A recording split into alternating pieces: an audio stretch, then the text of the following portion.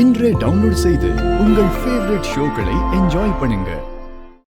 தம்பி, உங்ககிட்ட ஒரு விஷயம் பேசலாமா?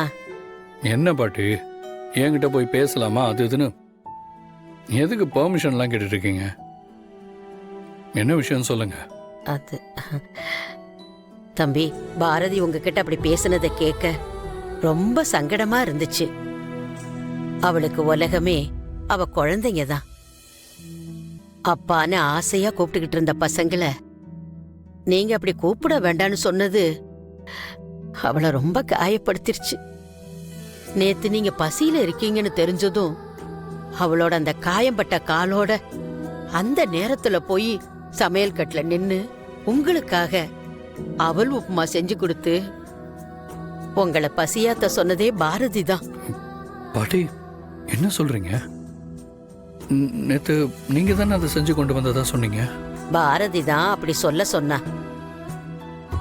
உங்க பசி அறிஞ்சவ பாரதி. அதே மாதிரி உங்க மனசுக்குள்ள நீங்க என்ன நினைக்கிறீங்க, என்ன யோசிக்கிறீங்கன்னு எல்லாமே அவளுக்கு தெரியும். அதனால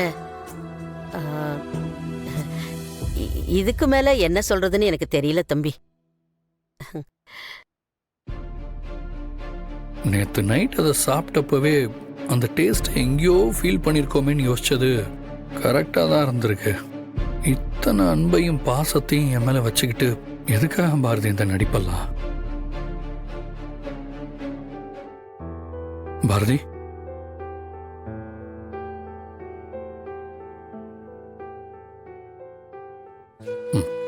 எதுக்காக பாரதி இந்த வேஷம்? இல்லை, எனக்கு தெரியல. நீங்க என்ன ட்ரை பண்றீங்க? நேற்று நைட்டு நான் பசியில் இருக்கேன்னு தெரிஞ்சுக்கிட்டு எனக்காக சமைச்சு கொடுத்தது நீங்க தான் தெரிஞ்சுக்கிட்டேன். பாட்டி கிட்ட நான் அவ்வளோ சொன்னப்புறமும் பாட்டி போய் ஆதி கிட்ட சொல்லிருக்காங்க. ஆனா ஒரு விஷயம், சம்பந்தமே இல்லாத உங்களோட நான் இவ்வளோ தூரம் கனெக்டா இருக்கிறதுக்கு கண்டிப்பா ஏதோ ஒரு காரணம் இருக்குன்னு எனக்கு தெரியும். அது கண்டிப்பா ஒரு நாள் தெரிய வரும். சார், போதும் சார்.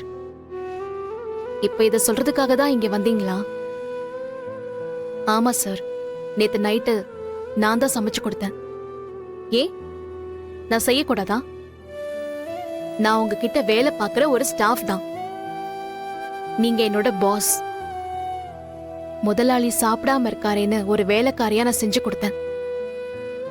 நான் திரும்பவும் சொல்றேன் சார், நீங்க என் குழந்தைங்க கிட்ட அப்பான்னு கூப்பிட வேண்டாம்னு சொல்லிட்டீங்க. என்ன காரணமா இருந்தாலும் அந்த ஃபீலிங்க நீங்க குழந்தைங்களுக்கு கொடுத்துட்டீங்க. அதோட எல்லாம் முடிஞ்சிருச்சு சார்.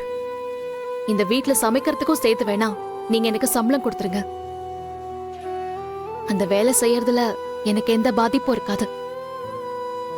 அதை விட்டுட்டு மறுபடியும் அன்பு பாசம்னு சொல்லி எங்களை கஷ்டப்படுத்தாதீங்க ப்ளீஸ்.